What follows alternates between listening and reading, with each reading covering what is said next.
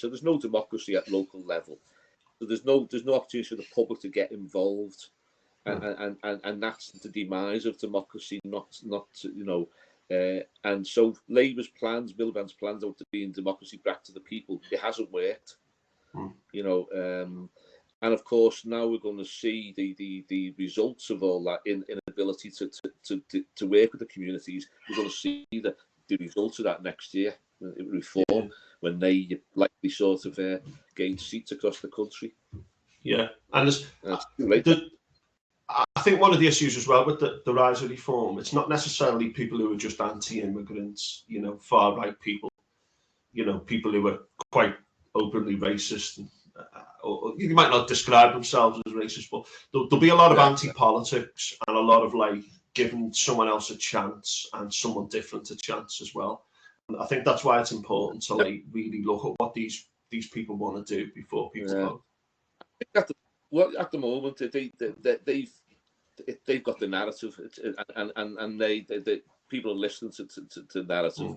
You know, the flags and all that. So you know, people are listening to reform.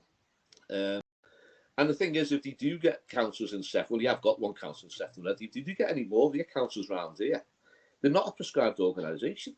You have to work with them, and that's going to be, you know, they are elected members, but then they have to serve all the community.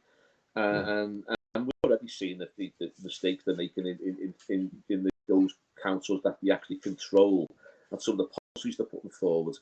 Some of the policies that they're putting forward to get into power are worse than what Labour planned, with like welfare cuts. So people need to be aware of, you know, but you get what you vote for, and they, you know, the most vulnerable in our societies are going to be feeling the impact of reform getting into power. You know, if they do get into office nationally.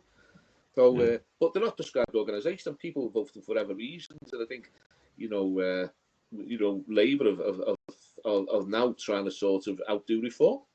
Yeah. I mean, that national debate on where Labour needs to go, we won't cover that here, but they seem to be trying to move closer to reform to offset people moving to reform. But